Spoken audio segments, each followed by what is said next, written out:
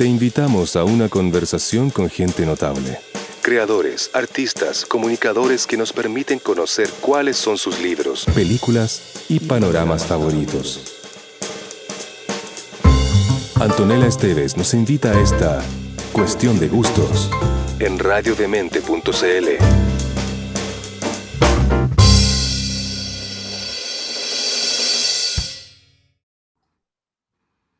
¿Qué debería ser el arte? ¿Qué debería decir la inefable música? No lo sé. Y probablemente nunca lo sabré, pero muchas veces es la búsqueda de respuestas y no las respuestas mismas las que dan sentido a la búsqueda. En el caso del arte, solo habremos sido testigos finitos de un milagro infinito. Y este libro, por tanto, nunca se trató de la música en sí, sino de las cosas que quise compartir contigo, de una revelación que tuve a los 7 años, de la determinación detrás de un sueño, de un intento particular por tener otra visión de la integración entre sexualidad, sensualidad y erotismo, de la lucha por encontrar la voz propia en medio de las dificultades y la eventual censura de cualquier tipo, de la apreciación y la valoración más allá de las reglas del juego, de la belleza y la poesía, de la identidad y la búsqueda de sentido de las cosas que nos pasan. Ese es el inicio del capítulo final de Rubato, de Paolo Bortolameoli, que está con nosotros en Cuestión de Gustos. ¿Cómo estás, Paolo? Muy bien, y tú me sonrío porque es como estás revelando el spoiler del libro, el final. Sí, eso dice tal cual. Bueno, yo leí este libro hace ya un rato, está ahí lleno de marquitas, porque es un libro que me impresionó mucho. Tanto sí que entrevisté a Paolo en el semáforo y tuvimos una entrevista cortita y yo le dije, no, pero tenemos que hablar en más extenso de este libro, pero sobre todo de tu pasión por la música. Y este programa, Cuestión de Gusto, se trata de responder una pregunta que a mí me entusiasma, de cómo llegaste a ser la persona que eres, cómo llegaste a estar donde estás, que es un poco lo que tú respondes contándole a tu hijo Andreas en el libro, pero quizás partir, Paolo, y a lo mejor la gente no sabe, así que le cuento, Paolo es director asociado de la Filarmónica de Los Ángeles, principal director invitado de la Filarmónica de Santiago, miembro de la Academia Chilena de Bellas Artes, entre una muy, muy larga lista de reconocimientos. Y quizás lo que primero se me ocurre preguntarte es cómo llega uno a ser director de orquesta. Yo creo que todos los caminos son bastante particulares, ¿ah? Cuando he tenido esta conversación con otros directores de orquesta o cuando ves otras biografías o qué sé yo, efectivamente se da mucho eso de que cada historia es distinta porque la dirección de orquesta es de alguna forma un oficio, porque en realidad es eso, es más un oficio que otra cosa, bastante nuevo dentro de lo que podemos decir nuevo. Qué sé yo, el ser instrumentista, el ser compositor en otras áreas de música son como mucho más ancestrales en el sentido de que la dirección de orquesta surge más bien por una necesidad al principio, más que como una especie de símbolo de este ser como que es una especie como de intérprete de la música. Necesidad era de llevar el tempo, de ir juntos, de coordinar. Entonces esas labores al comienzo ni siquiera estaban destinadas para un ser distinto a los mismos integrantes de la orquesta. De hecho, generalmente era el mismo violinista. Entonces fue mutando de a poco. Entonces, el director de orquesta, como lo conocemos hoy en día, esta persona que entra al final, que El que ensaya lleva con la los... batuta, literalmente. Claro. No es tan antiguo y sobre todo no es tan antigua la forma de aprenderlo. De hecho, era muy común, como te decía, que fuese un oficio que se aprendía más bien como desde el estar in situ en los ensayos, del tener como un maestro guía, pero de como carrera universitaria, por ejemplo, en los conservatorios, no lleva tantas décadas. Entonces, eso hace que al final de cuentas el camino que cada director ha tomado ha sido bastante particular. Yo en el mío personal fue una especie como de sueño-obsesión. Desde muy niño me fascinó este personaje, ¿cómo decirlo? Este ser así como privilegiado, el que puede estar ahí en ese lugar al medio de los músicos haciendo música, escuchando esa música fantástica, ayudando a generar esta como conexión energética con su géstica, con sus palabras, con ese trabajo en equipo maravilloso. Entonces, al verlo muy pequeño, a los 7 años, que bueno, así parte el libro, ¿no es cierto? Contando esa anécdota de cuál fue mi primer encuentro emocional, casi de catarsis, con la música clásica en un concierto en vivo. Lo que me pasó ahí fue, yo quiero ser ese señor, yo quiero ser ese señor. Entonces, en eso empezó un poco la búsqueda entre leer, entre observar, entre ir a ensayos, entre efectivamente, finalmente conocer a un director de orquesta que se transformó en mi primer maestro, el maestro David Espino, Y tener también una relación muy como de discípulo-maestro y no de aula de clases que llevas tu cuaderno y anotas algo que él escribe en la pizarra, sino que de seguirlo, de aprender del oficio, de aprender en la práctica misma, cómo se ensaya, cómo se habla con los músicos, pero también cómo se habla con los sponsors, cómo se genera, cómo se gestiona una temporada, cómo se levantan las publicidades, qué sé yo. Toda una serie de cosas que aprendes efectivamente observando y de a poco metiendo un poco la cuchara en este mundo. También, por supuesto, una gran escuela para mí fue ser director en su momento de una orquesta juvenil infantil, que también es un capítulo que para mí es súper significativo y también lo hablo en el libro, porque me dio herramientas de todo tipo, herramientas humanas, herramientas de gestión, porque levantar a veces esos proyectos significa literalmente hacerlo todo, o sea, desde conseguirse los financiamientos, pero también afinar los instrumentos, escribir arreglos para que todos quienes están conscientes de cuáles son los distintos niveles musicales, en qué va cada uno, y involucrarse también en su propia historia familiar, social. Entonces para mí eso también fue una gran escuela. Y después, finalmente, como que el último eslabón para mí estaba muy claro que yo tenía que ir a perfeccionarme afuera. ¿Y por qué elegí Estados Unidos? Porque en Estados Unidos tienen una cosa que me parece muy importante, que es que tienen muchas orquestas de laboratorio que se llaman, es decir, orquestas que uno puede efectivamente llevar a la práctica toda la teoría. Porque una de las cosas más complejas de aprender dirección de orquesta es justamente cómo aprendes a tocar este particular instrumento, que son los músicos de una orquesta, que son muchos músicos, donde cada uno toca un instrumento. Entonces, aprender a tocar este instrumento es bastante difícil si es que solamente lo aprendes teóricamente. La teoría es un gran ladrillo, ¿no? Tienes que saber toda la ciencia de la música y la historia y muchas más cosas, pero a la hora también necesitas horas de vuelo, concretamente horas de vuelo, horas al frente de una orquesta. Entonces, para eso, para mí, el último capítulo de como mi gran periodo de aprendizaje tenía que ocurrir en esa infraestructura y eso me lo daba Estados Unidos. Entonces, un poco para resumir lo que te digo, yo creo que fue una mezcla entre la obsesión, el sueño, la búsqueda por todos los medios posibles para hacerme de mi propio camino para aprender de este oficio muy singular. Ahora, hay una gran diferencia entre aquello que el pequeño Paolo de 7 años vio en el municipal, ¿cierto? Y esta figura trajeada con la batuta, teniendo todo bajo control, y todo el ejercicio que termina haciendo. Y hay una parte del libro que tú lo describes, desde que cuando están ensayando te preguntan, no sé, ¿dónde guardo el smoking? Hasta alguien sacó no sé, uno de los juegos de las cuerdas o no sé qué, o sea, es como el nivel de gestión.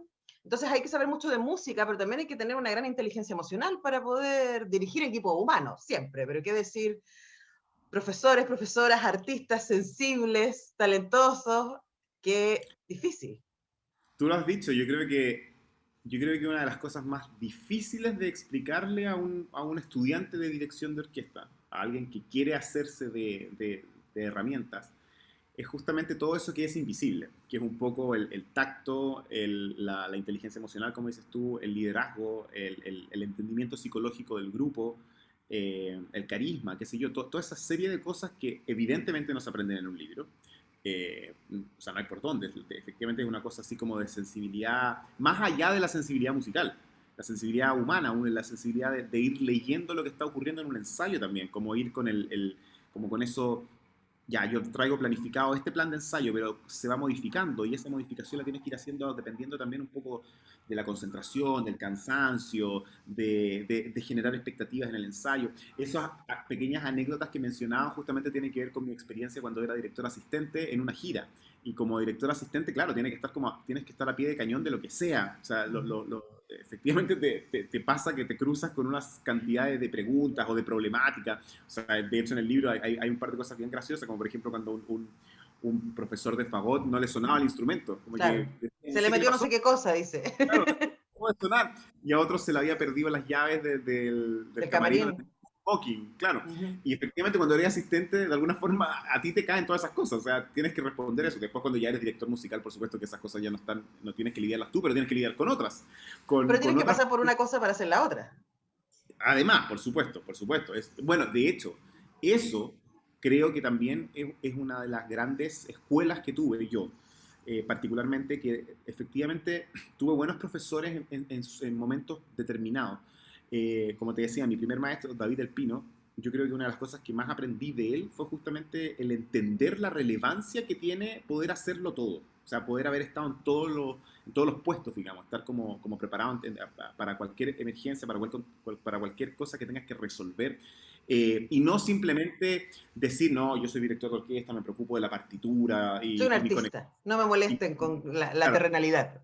Y mi conexión con Schubert. Y no, la cosa no es así. Po. Y sobre todo no es así en los líderes, que esto ya trasciende un poco el tema de la dirección de orquesta, que para mí, en general, es el entendimiento de qué es un buen líder. O sea, el buen líder no es el que llega desde arriba a mandar. Ese es un jefe. Y a veces los jefes son líderes y a veces los jefes no son líderes. No, el líder es el que se sabe el cuento de arriba para abajo y entiende que él también es parte de un eslabón, o sea, es un eslabón de un cuento mayor y que todos son importantes y que realmente es un trabajo colectivo y que la palabra empresa se aplica también en todo ámbito. O sea, y sacar adelante una sinfonía es una empresa colectiva artística.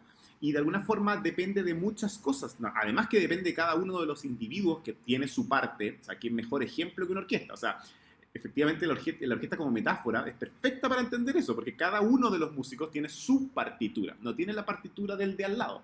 Por ende queda clarísimo que él tiene que cumplir su función. Pero ¿qué es su función si no está pendiente justamente del que tiene al lado? ¿Qué función cumple el segundo clarinete si no está en sintonía con el primer clarinete? Y los clarinetes con los fagotes, y los fagotes y clarinetes con la madera, y la madera con la cuerda, y la cuerda con la orquesta. Entonces, es realmente sirve como ejercicio macro y micro del entendimiento de que efectivamente para sacar adelante un proyecto se necesita de todos. Y el líder es otro más que ejerce su propio rol, que es justamente mover esto en esa dirección. Bueno, vamos a seguir hablando de esto, vamos a seguir hablando de Rubato con Paolo Bortolamejoli, pero ahora es momento de que escuchemos una canción y tú tienes que escoger, nombras muchas acá en el disco y de hecho hay una playlist, bueno, en el libro dice procesos musicales y una playlist personal y si ustedes tienen el libro, ahí hay una seña para que puedan buscar la lista en Spotify, pero vamos a escuchar algunas de las canciones de acá. ¿Qué quieres que escuchemos para partir? Yo creo que debiésemos partir con algo no tan clásico. ¿Te parece? A lo mejor podemos partir con lo que quieras. Si esta es cuestión de gustos, aquí se trata de lo que tú quieras.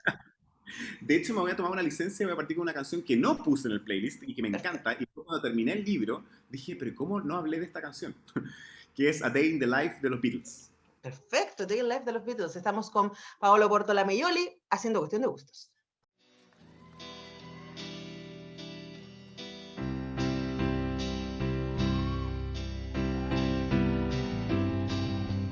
I read the news today, oh boy,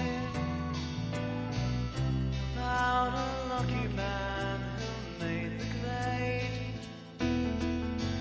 And though the news was rather sad, well, I just had to laugh. I saw the photograph. Blew his mind out in a car. He didn't notice that the lights had changed.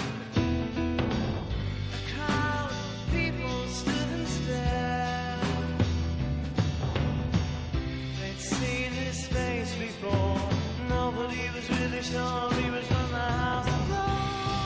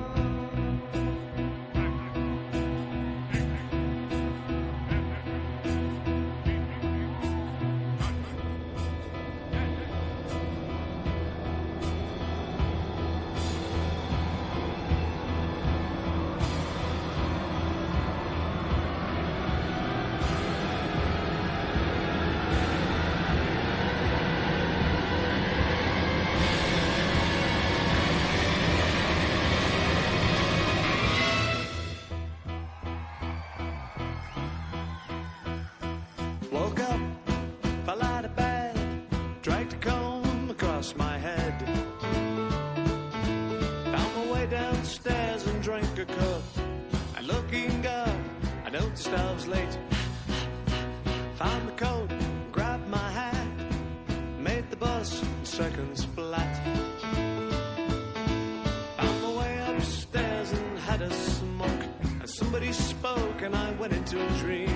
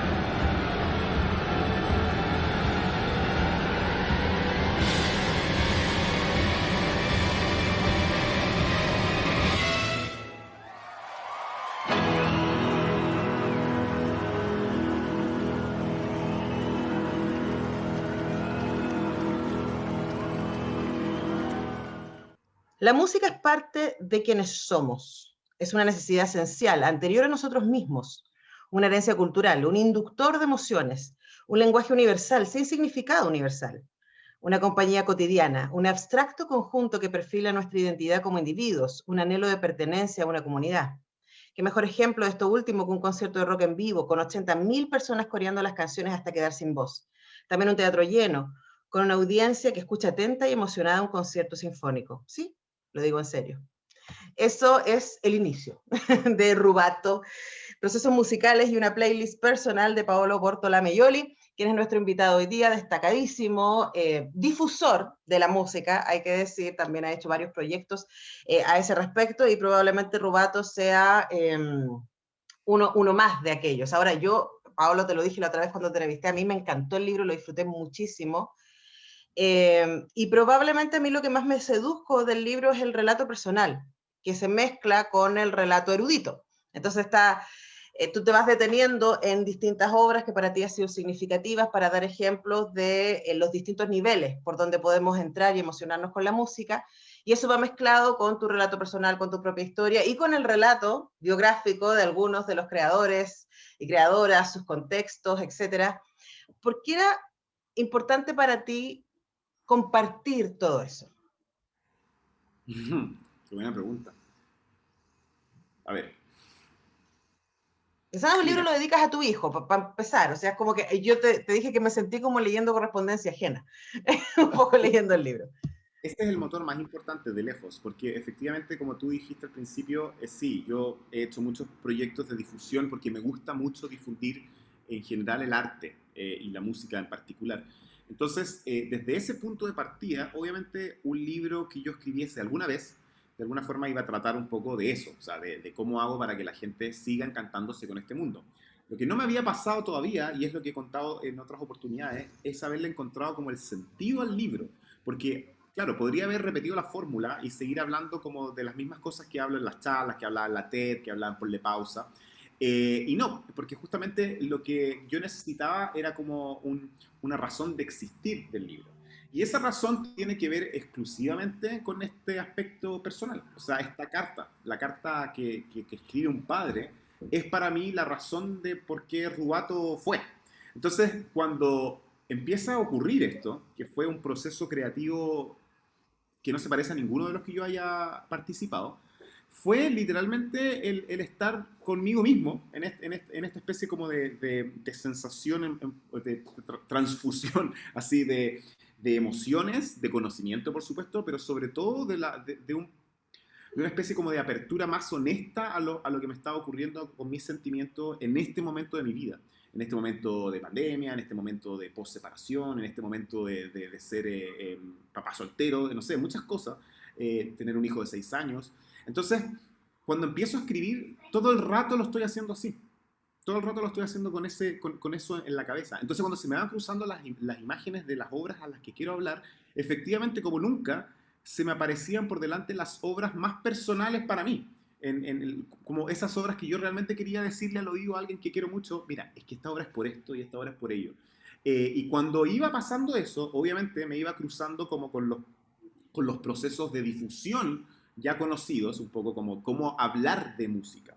Cómo hablar de música, cómo ir a este concepto, cómo tratar de nuevo el tema de la expectativa, cómo tratar de nuevo el tema del motivo, que ya lo había hecho en otros momentos de difusión, pero esta vez sí tenía ese carácter de que lo que yo estaba compartiendo venía efectivamente de acá. Ahora, eso es un riesgo igual. O sea, es una belleza y un riesgo. Por un lado, me parece que uno de los problemas que tenemos con la música docta o la música clásica es este sentido de lo ajeno, que es como esa cosa que entiende la gente muy inteligente y muy sofisticada y que no tiene nada que ver con lo que uno hace todos los días. Es un tremendo prejuicio y una manera de acercarlo es lo que tú haces mucho en el libro, es contar las historias de quiénes eran las personas que escribieron estas obras y en qué estaban en ese momento. Ahora, esa gente, su gran mayoría, está muerta. Y por lo tanto está bastante protegida de lo que el resto del mundo piense de ellos, pero tú no, y tú estás muy vivo y te cuentas cosas muy personales en este libro respecto a tus propias vulnerabilidades, ¿cierto? A tus propias preguntas, ¿cierto? A tus dolores. Y quería preguntarte también por eso, o sea, desde el ejercicio de escribir y luego el libro ya lleva algunos meses, editado por La Pollera, lo pueden encontrar, yo se los súper recomiendo. Además, La Pollera son unos libros hermosos. Lo dice una autora de La Pollera también. Son ciertamente joyitas, yo lo encuentro un precioso el trabajo que hacen. Sí, yo soy muy fan de La Pollera como lectora, pero también estoy muy orgullosa de ser parte de su catálogo. Y claro, y te quería preguntar por ese ejercicio cuando lo estabas escribiendo y ahora que el libro está, me imagino que la gente que te conocía de antes era como, ¿en serio te pasó esto? Y oye, nunca me había contado esto otro. No sé, ¿pasó eso? Sí, de hecho ha pasado mucho, ha pasado, pero sabes que todo ha sido, todo absolutamente, o sea, al 100% ha sido una recepción como súper linda.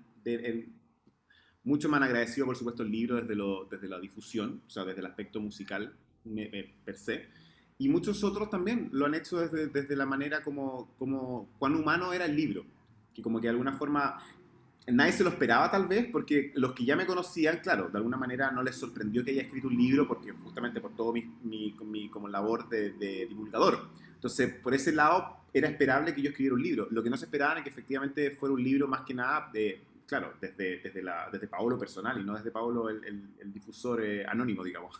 Y el director de orquesta, claro. O sea, está también esos, Paolos, pero aquí tú abrir la puerta a tu intimidad.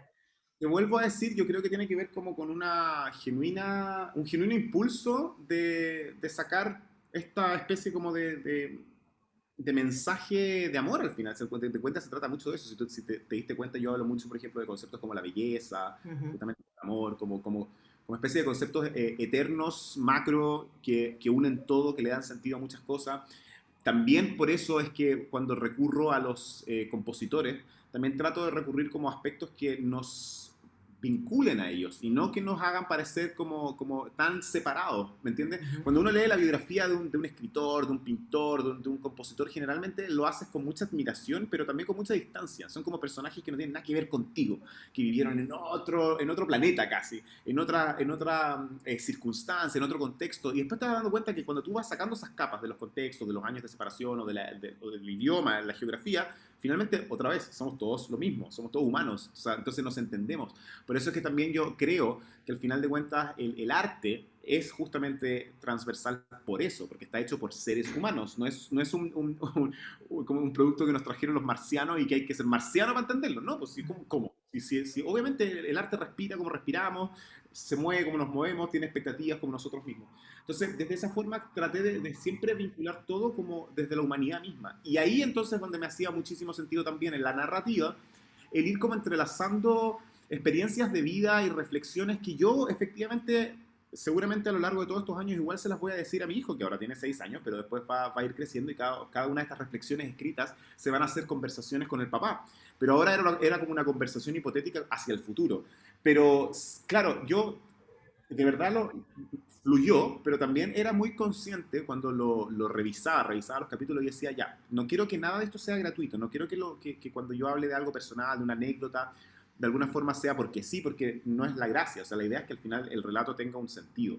Y ahí es donde siento que el feedback de la gente fue muy positivo, como que la gente también lo agradeció así, como que esta ventana a lo humano a nadie le cayó como innecesario. Como que, a ver, no, esto me lo salto porque yo quiero saber de la quinta de Beethoven. Que podría ser. Es que está lleno de libros que hacen esa parte. Si uno quisiera ir y como las mismas maneras, las fuentes que tú usas para investigar todo esto, uno puede leer libros de historia de la música, biografías de escritores y escritoras. Yo creo que lo que es entretenido de Rubato es que tenemos a un muy apasionado profesional de la música mediando para nosotros desde ese lugar, y eso es muy seductor de leer, es muy conmovedor de leer. Porque uno dice, uy, mira, yo también me he sentido así, o claro, por eso pasan estas cosas. Un poco se solidariza. Lo que ha sido súper lindo, ahora debo decirlo, a ver, ¿cómo lo digo? Muchas mamás me han escrito para decirme que les ha hecho mucho sentido mi relato como del madre-hijo. Ahora, en el sentido de que yo, obviamente tiene nada que ver con el género. Yo, en este caso, soy yo el padre-hijo que estamos como viviendo esto, pero ha sido bonito leer esto como desde las mamás, así como, pucha, ¿qué sentido me hizo como narrabas esto del amor hacia un hijo? Y eso ha sido súper bonito. Claro, claro que sí. Bueno, vamos a ir con un siguiente tema, Paolo Bortolameoli, que vamos a escuchar ahora. Sigamos rockero, un poco. ¿Ya? Esta canción me encanta, siempre me ha gustado. Amazing, de Aerosmith. Ya, pues vamos a escuchar a Aerosmith. Creo que nunca nadie lo había puesto en el Cuestión de Gustos, así que me parece hermoso. Estamos haciendo Cuestión de Gustos con Paolo Bortolameoli, hablando de Rubato, hablando de música, de pasiones y mucho más. La belleza es un bien infinito que podemos encontrar en múltiples manifestaciones que nos son dadas día a día. Es la naturaleza, una de esas risas que sigues recordando al día siguiente porque aún se te resiente el abdomen, el primer beso, los recuerdos de cuando eras niño, la victoria de tu equipo favorito, la enseñanza imborrable de algún maestro. Nos rodea y debemos permitirnos contemplarla para siempre. Pero siempre hay algo milagroso en ser capaces de generarla y emocionarnos con ella. Para mí, el mayor logro de nuestra especie. Para atrevernos a definir qué es el arte, me parece imprescindible partir comprendiendo por qué es relevante, porque ha estado siempre presente desde la humanidad. Emocionarse con lo abstracto, ¿no es acaso una forma pura y noble de amar?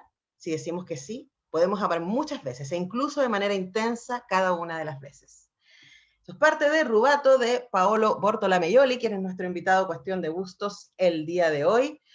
Hablando de belleza y de la necesidad de comprenderlo, yo después de leer tu libro, estuve leyendo en febrero a Harari, de Animales a Dioses, y pensaban en cómo dialogan, ¿no? Es lo que dice Harari de que lo que fue el salto cognitivo del Homo sapiens es este momento en que pudimos desarrollar relato. Y que como humanidad pudimos comunicarnos más allá de lo práctico, logístico, terrenal, inmediato, de vamos y saquemos manzanas de ese árbol, ¿no? Sino que empecemos a pensar de manera un poquito más global. Y ahí quería preguntarte, en ese diálogo, ¿qué sientes tú que nos aporta el arte y la belleza? Hay una frase en el libro, no me acuerdo literalmente cómo es, pero es cuando que digo así una especie como de, al final de cuentas se trata de cuando nos damos cuenta que el arte realmente no sirve para nada, excepto para todo lo demás. Y cuando escribí esa frase yo mismo me sonreí porque realmente lo siento así. O sea, efectivamente uno podría llegar a pensar de que el arte no sirve para nada práctico, para nada así como las cosas que tú hablabas. O sea, no nos sirve para decirle al otro, mira, haz esto, o para organizar algo, o para armar un puente, o qué sé yo, ¿no? Pero sirve absolutamente para todo lo demás, es lo que nos da sentido finalmente a la existencia más profunda, más nuestra. Esa como posibilidad que tenemos, ese regalo que tenemos de emocionarnos con una manifestación, con un estímulo abstracto, es notable, o sea, es sublime. Es realmente, yo creo, por eso que creo mucho eso de decir, creo que es nuestro máximo logro, porque estamos hablando de una capacidad que trasciende, porque de alguna forma también se meten en nuestra capacidad de entender la espiritualidad, de hacer también un concepto macro de todo lo que tiene que ver con nuestra pertenencia en el mundo. Mira, yo tengo siempre como todo un tema con el tema de la fe, con el tema de la religión, como yo creo que a todos nos ha pasado eso, como de cuestionarse muchas cosas, y la verdad es que yo he llegado a mis propias conclusiones un poco que tienen que ver con que yo siempre creo que darle sentido a nuestra propia existencia es más que suficiente. O sea, no necesito yo encontrarme conectado a un macro plan cósmico para darle sentido a lo que yo estoy viviendo. Y ese sentido a veces se da justamente en ese compartir belleza. En ese compartir belleza no solamente en un lienzo, en una partitura o en una página de un libro, sino que belleza de la compañía con el otro, la sonrisa, el concepto de escuchar, el abrazo, como decía, el primer beso. Todos esos son brotes de belleza. Y lo lindo es que la belleza sí existe ahí afuera, pero lo precioso es que nosotros podamos constatarla. Y ahí entonces el constatar esa belleza es donde el arte cobra como fundamental importancia, es como trascendental, es realmente especial. Porque si, claro, si efectivamente todas estas manifestaciones artísticas no fuesen para dialogar entre nosotros como especie, para comunicarnos, para conectarnos en lo más íntimo, efectivamente no es nada, ¿no? Un libro, por ejemplo, simplemente serviría para comunicar ideas muy pragmáticas, como muy prácticas, como llevemos a la práctica esto, como un memo, un memo de la oficina. Pero justamente ese memo se puede convertir en literatura, en poesía, y la poesía es belleza. ¿Y por qué sigue funcionando? Hace poco vi de nuevo la versión más contemporánea de Fahrenheit 451, Ah, sí. la que sacó HBO hace poco, y me quedé preguntando, viste que, bueno, siempre Bradbury y uno dice, bueno, ¿por qué los libros son peligrosos, cierto? Y en la película, y además que es más espeluznante verla ahora porque trabaja mucho con redes sociales, entonces resulta súper contemporánea, y es como el peligro de los libros son las preguntas, Absolutamente. ¿cierto? Y claro, en el discurso del poder, ¿cierto? Hegemónico de Fahrenheit es, y las preguntas nos hacen infelices. Dice ese poder, que quema libros.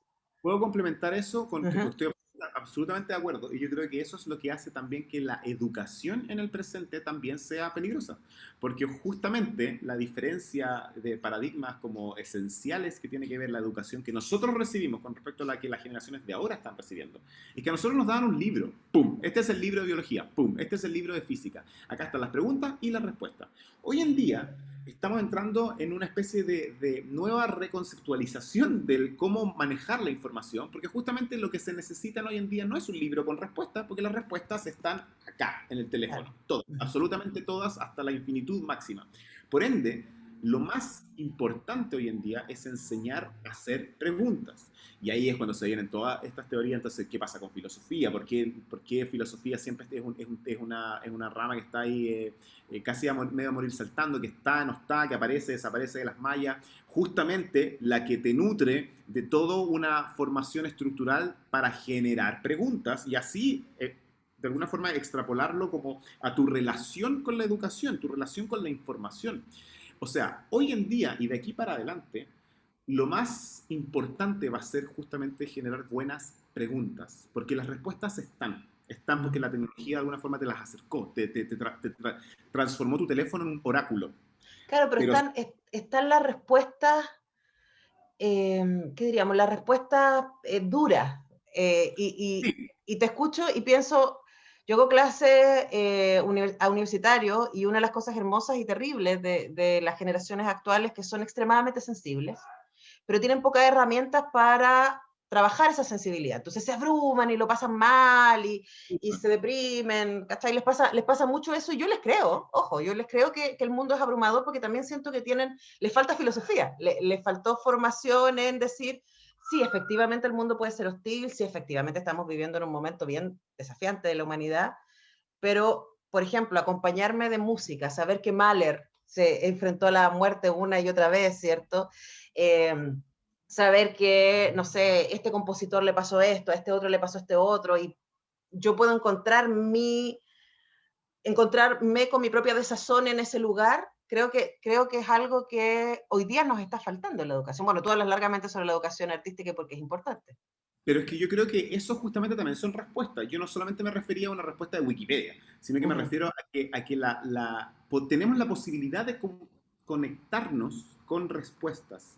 Pero si no hacemos las preguntas pertinentes, evidentemente nunca vamos a encontrar eso.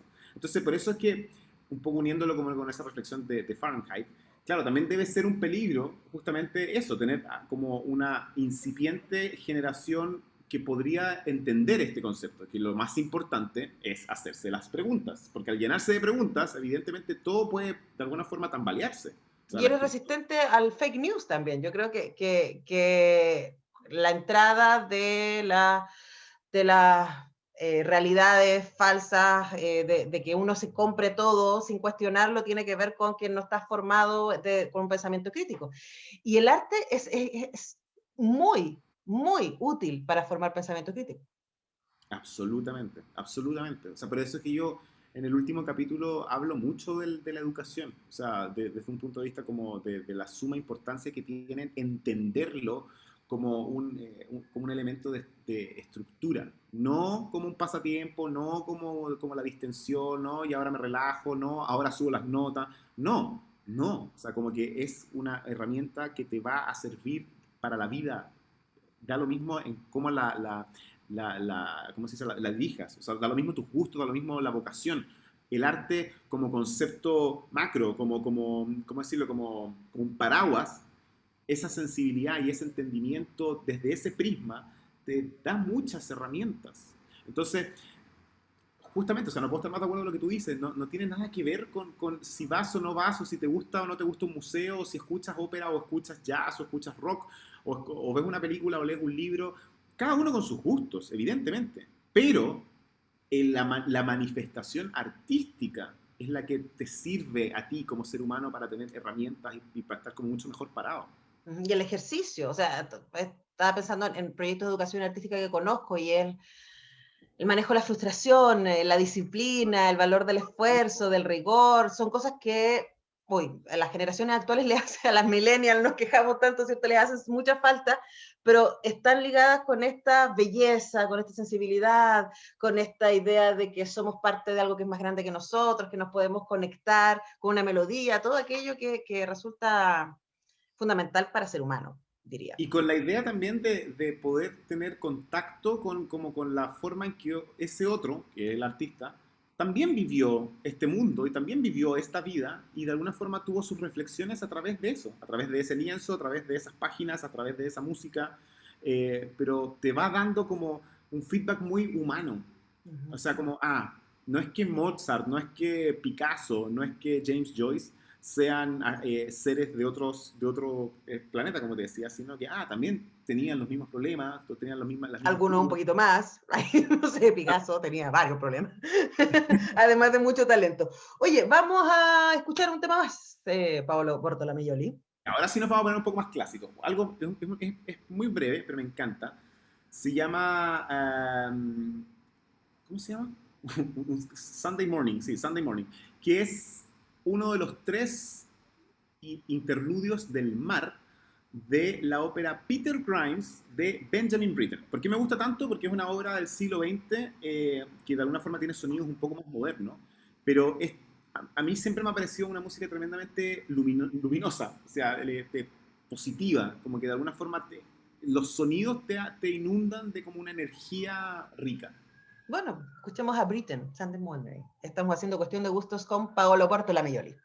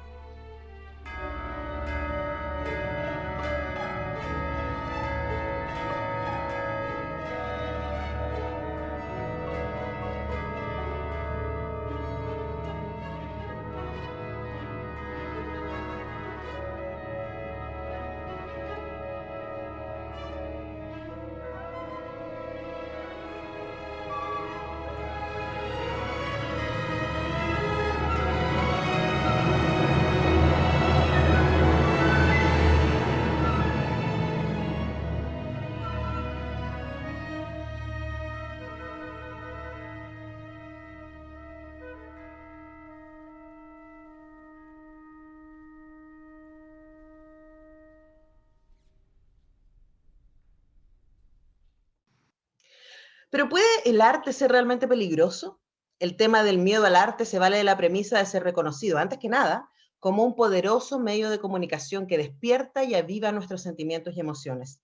Contamos con la licencia y el poder, gracias a su velo protector subjetivo, de mostrarnos ese algo que apela a una reacción instintiva, visceral y humana. Pero ¿no es ese algo acaso y al mismo tiempo personal e intransferible y, claro, peligrosamente indescifrable? Quienes censuran no lo hacen pensando en que es solo arte, como divertimiento decorativo, sino en que puede ser una herramienta que nos lleva a entender lo que somos, a pensar o juzgar una realidad. Censurar es adelantarse a eso, escudándose arbitrariamente en que seríamos incapaces de juzgar por nosotros mismos. Miserable excusa, porque el arte no es el reflejo de la humanidad, sino que es la humanidad quien se ve reflejada allí. Otro pensamiento muy interesante de Rubato, Paolo Bartolomeioli, su autor, destacadísimo, para quienes vienen llegando recién y sumándose, destacadísimo director de orquesta y autor de esta belleza del libro, Rubato, Procesos Musicales y una playlist personal, editado por La Pollera a finales del 2020. Ahora, ¿cómo ha sido el feedback? Qué raro debe ser algo tan personal que tú escribiste. Que ahora está en manos de gente como yo y otra, y que no te conocía y que dice, mira, me encontré conmigo mismo leyéndote. Eso es muy fuerte y es muy nuevo para mí. De hecho, es una de las cosas que ha hecho que me haya encantado el proceso de haber escrito un libro y me dan ganas como de escribir otro en algún momento, digo, como que de verdad fue súper bella todo, pero lo más extraño, pero desde un punto de vista positivo, por supuesto, fue justamente lo que tú describes. De alguna forma, nosotros los artistas escénicos estamos demasiado acostumbrados al feedback inmediato. Es una cosa que es propia de la naturaleza. Claro, exactamente. El aplauso viene ahí, o sea, se acaba el último acorde, está la euforia, además la adrenalina, que también es otra cosa, es una experiencia muy distinta, porque lo que tiene el arte escénico es una especie como de, tú te involucras, tú como espectador, con lo que está ocurriendo allá de una forma mucho más, yo te diría que incluso subjetiva en un buen sentido también, pero un poco también llevado por la pasión del momento, o sea, la euforia, el encuentro, la colectividad, la complicidad, toda esa cosa que hace tan bello el estar en presencia de lo que está ocurriendo delante, también hace que tu reacción sea más, a lo mejor, visceral, más emotiva, no sé cómo decirlo. En cambio, cuando lees un libro, es muchísimo más personal, porque tú de alguna forma haces tu libro a tu propio ritmo, tú lo vas leyendo cuando tú encuentras tu momento, en tu zona de confort para leer, cada uno sabe cuándo quiere leer y cuándo no. Te detienes, relees, subrayas, vuelves a leer, lo dejas, agarras otro libro, después vuelves a este libro, qué sé yo. Este juego con el libro es realmente muy distinto al juego que uno tiene con una obra de teatro o con una sinfonía que estás viendo delante tuyo, bueno, con un concierto de rock. Entonces, para mí como artista, fue nuevo total el entender cómo funcionaba ese feedback. Ese feedback de que el libro, para mí, cuando yo lo escribí, era yo con el libro solamente, y mis pensamientos, y la pantalla de mi computador, y eso. Después se fue. Después cuando te empiezas a enterar de que la gente lo empieza a comprar, te empieza como a generar una especie de expectativa, porque dice, uy, ya, está en las manos de otra persona. Y ahí como que tú dices, ¿y qué iba a pensar? ¿Y qué iba a opinar? ¿Qué sé yo? Y después ya, bueno, después como que la vida sigue, ¿no? Y ese es el tema. Para mí la vida sigue, o sea, el libro ya fue, ya, pero ahora está siendo en la vida de otros. Claro, Y el cuando, libro está haciendo. exactamente. Y cuando te empiezas a enterar de eso, de enterar de que es del libro está haciendo para otros, al principio me era súper chocante que alguien me dijera, por ejemplo, gracias por tu libro, o me sentí tan identificado con esto, o cualquier sea la reflexión que tuvieran para compartir conmigo, era un universo absolutamente nuevo, porque efectivamente ahí constaté que el libro tiene una vida propia. El libro ya no me pertenece. O sea, yo lo escribí activamente, pero cuando ya se fue, se fue a distribuirse por donde sea, como que ese objeto pasa a ser ya del lector, porque el lector es el que lo nutre de su propia vivencia, de su propia experiencia, y ahí es donde él se va viendo reconocido y como que lo hace vivir distinto. Entonces, a mí que me gusta mucho pensar en nuestra relación entre consumidor de arte y arte y artista, para mí ha sido todo un tema nuevo, como volver a reflexionar, decir, oye, qué choro esta cuestión, qué entretenido realmente la relación que uno tiene con el libro. Y lo interesante de Roberto es que hay muchas maneras de entrar. Yo creo que está la playlist, que es muy entretenida, yo la disfruté mucho, de quedarme ahí y leer mientras escuchaba la obra a la que tú estabas refiriendo y después en algún momento cerrar el libro y quedarme reescuchando la obra ahora con lo que sé que no sabía antes.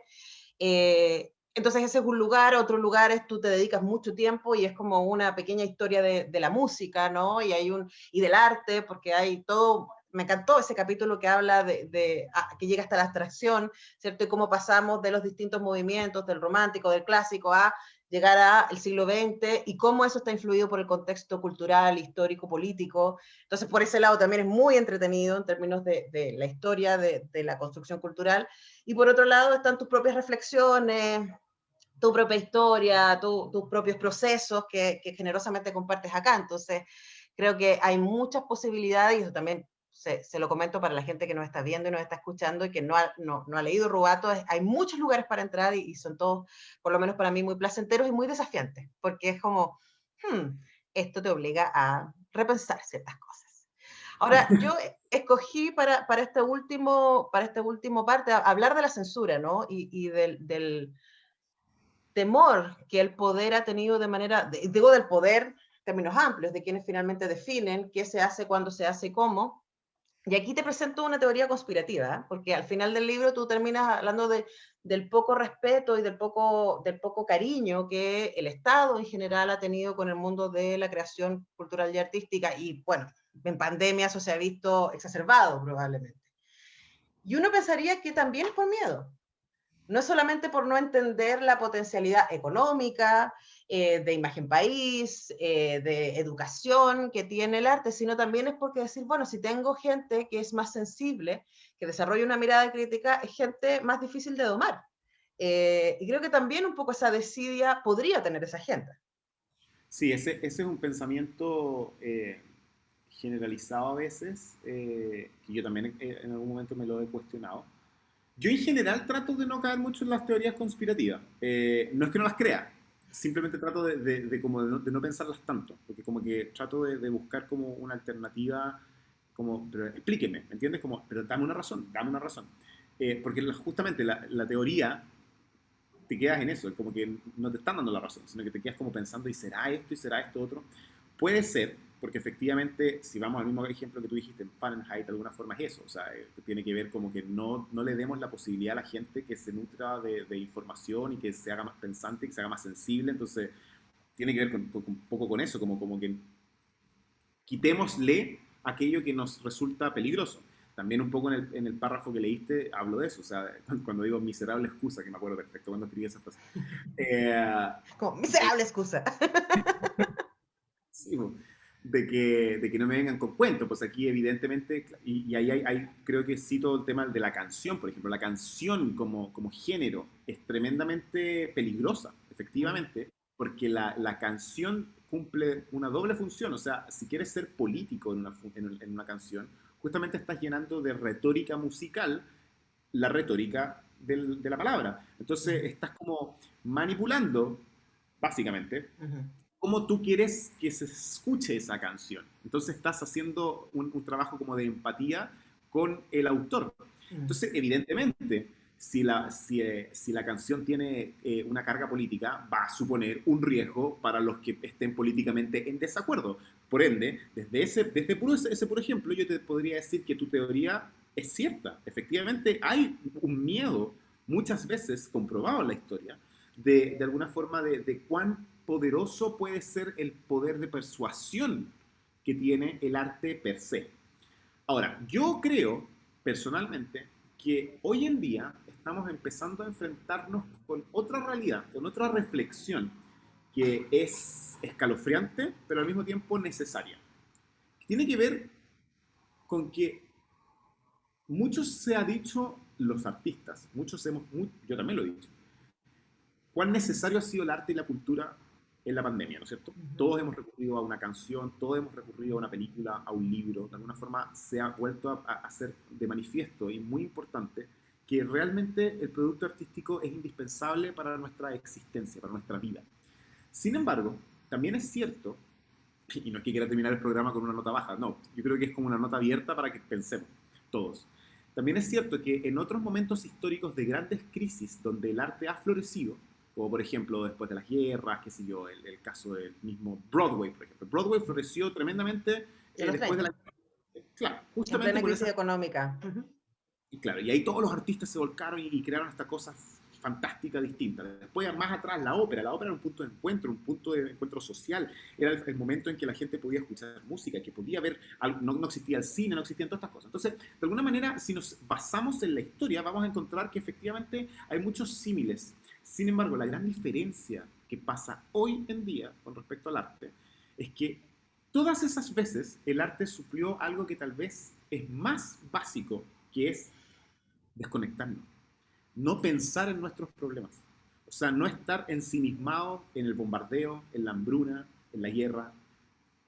Hoy en día, para eso, lamentablemente, tenemos a nuestra mano la fantástica, maravillosa, pero navaja a doble filo tecnología.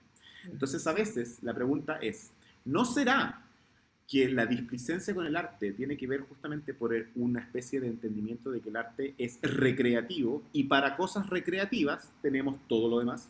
O sea, tenemos Netflix, tenemos YouTube, tenemos Spotify. O sea, no es necesario de alguna forma mantenernos ocupados, entretenidos con arte, si podemos estar entretenidos con otras cosas.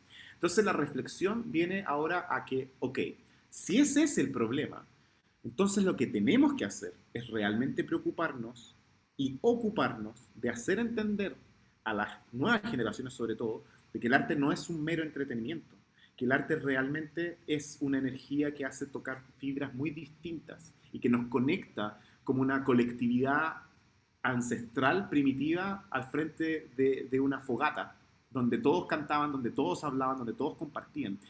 El fuego es el arte, no es un mero entretenimiento, no, es un llamado a conectarnos entre todos. Y eso yo creo que es el discurso que tenemos que revalidar. Es un llamado a lo humano. Bueno, de eso y más habla Rubato. Procesos musicales y una playlist personal, como se dan cuenta, nos dio para hablar un montón y se nos quedaron un montón de cosas afuera, pero bueno, ya nos volveremos a encontrar con Paolo Portolamejoli, nuestro invitado de muchas gracias, Paolo, por tu tiempo y tu generosidad. Gracias a ti, lo disfruté mucho. Nosotros nos despedimos y nos encontramos en una próxima edición de Cuestión de Gustos. Cerramos por esta vez la conversación de estos entusiastas consumidores de cultura. Y los dejamos invitados para una próxima cita en donde conozcamos los favoritos de nuestros favoritos en radiodemente.cl.